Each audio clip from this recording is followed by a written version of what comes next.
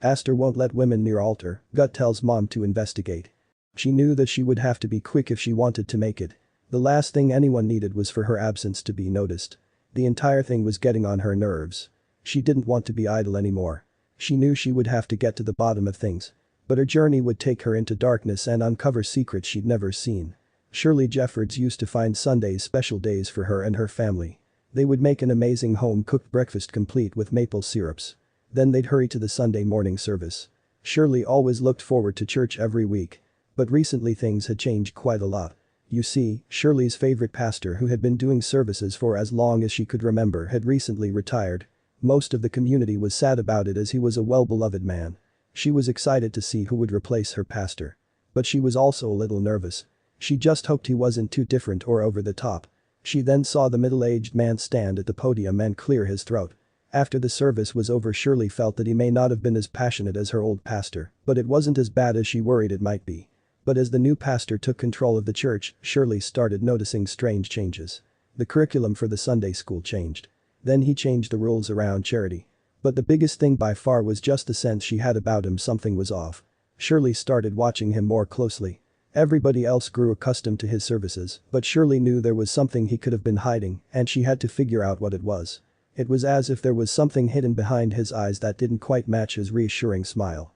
They seemed cold and disingenuous. Shirley felt shivers up her spine when he locked eyes with him. Shirley stared out the window as they drove home, puzzling over the reason for her dislike of him.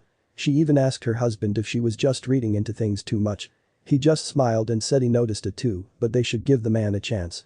It wasn't bad advice, and she was ready to follow through. But the following week, she noticed a new sign posted near the altar, just before the golden partition.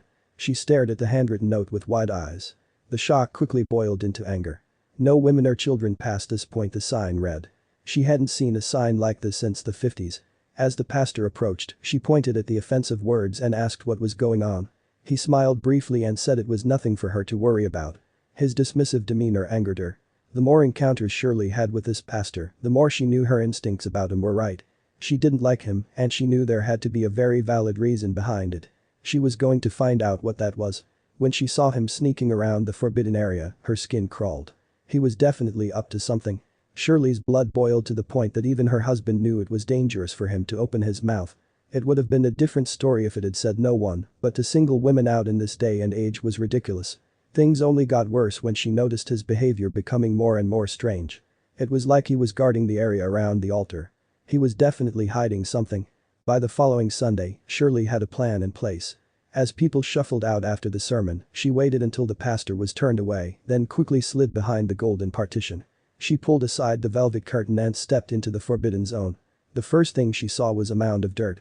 Tools, boxes, and debris lay cluttered around the small back room. There was an odd smell, earthy, damp and moldy. She pinched her nose. It was almost completely dark. The only light shining in was the daylight that escaped in through the curtains.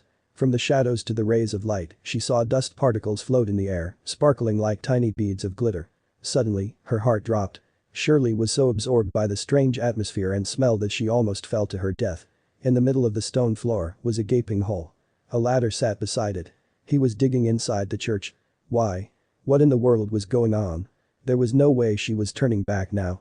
Shirley grabbed the ladder and made her way down. Shirley's heart pounded as she descended. The floorboard beneath the ladder creaked with every step she took. A creak that echoed through the oncoming darkness. As she reached the end of the ladder, her imagination was in overdrive. There are plenty of stories of deranged priests and pastors and religious orders throughout history. She desperately hoped she wasn't entering into another one. Soon enough, her eyes adjusted to the darkness, and she could just about make out a strange form sitting at the far end of the long room. A pile of long slats of painted black wood sat chipped and crumbling from age. When she finally realized the shape they made, she gasped in terror and jumped back. Suddenly, Shirley felt like she was in a horror film. Shirley wanted to scream and run away. Now, the foul smell made complete sense. She was looking at the source. She tried to steady herself. She couldn't turn back now. She at least needed to get photographic proof of this, but now, she was more scared than ever to get caught. She crept closer to the pile of wood. Each box looked like it had been here for centuries. What was she looking at? Shirley found coffins, and not just one or two, but a huge pile of coffins. They looked like they were decaying. They certainly had been laying here for decades. Shirley hoped desperately that her new pastor didn't dig them up in some perverse search of his own. Disturbing burial chambers like this had to be illegal. But there was only one way to find out.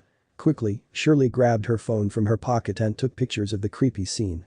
She didn't dare to go any closer than she already was. She could see some of the coffins had been opened. She couldn't bring herself to peer inside.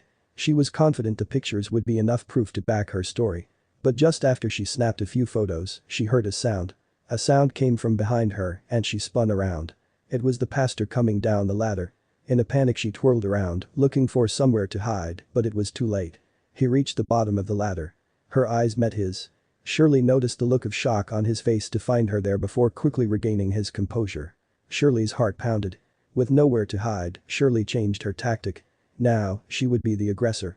Shirley pointed to the end of the room and demanded to know what was going on. He glared back and said he would only tell her if she went back up the ladder. Shirley grumbled as she made her way to the main floor, keeping an eye on the pastor behind her. "What were you doing down there?" the pastor asked. "Me?" Shirley spat. "What are you doing down there? I'm sure whatever this is illegal. Shame on you for disturbing the dead. You can be sure that I'll be reporting this." The pastor looked confused. Wait, he said. "You've got this all wrong." Shirley waited for the explanation that would explain everything. Shirley heard stories like this on the news, but she never would have imagined it would happen only a few meters below her feet. She looked at the pastor in amazement. This was why he was so secretive about the entire ordeal. He had stumbled upon an ancient burial ground that was completely unknown to the church. But how did he find it? It turned out that when the pastor first arrived and took a tour of the church, he had noted some things that needed improvements. He commissioned some repairs for the church and arranged them in secret as a gift for the community, but then disaster struck. One of the workers had lifted the heavy floor tile to put in a new one and found the hole. The long room was in fact a secret crypt. And it wasn't just any pile of coffins. They had found evidence that a couple important archbishops had made that spot their final resting place. Shirley crossed her arms and glared back at the pastor. The find might have been great for their church. But what about the sign? He explained that he didn't want women or children back there because the scene would be disturbing for those with delicate natures. It felt like she was breathing fire. She immediately pointed out that in their congregation there was a woman medical examiner, dentist, construction worker, a marathon runner, and truck driver. His thinking was entirely medieval, just like the crypt below them. Whether or not he would adjust his mindset was yet to be determined. But at least, when they walked into service the next Sunday, the sign had been changed to no one and the unexpected underground find was announced to everyone. At least it was a step in the right direction.